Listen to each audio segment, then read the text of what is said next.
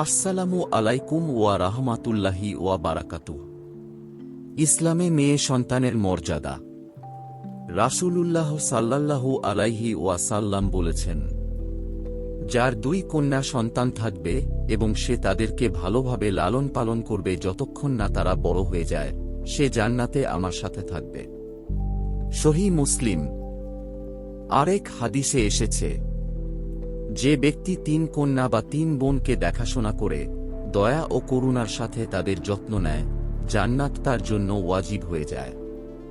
আরেক হাদিসে রাসূলুল্লাহ সাল্লাল্লাহু আলাইহি ওয়াসাল্লাম বলেন, আল্লাহ খুশি হলে কন্যা সন্তান দেন। সুনান আত-তিরমিজি। এটাকে আমরা এভাবে বুঝতে পারি যে কন্যা সন্তান পাওয়া আল্লাহর বিশেষ রহমত ও আনন্দের নিদর্শন। কন্যা সন্তান ভালোভাবে লালন পালন করা অত্যন্ত সম্মানজনক আমল।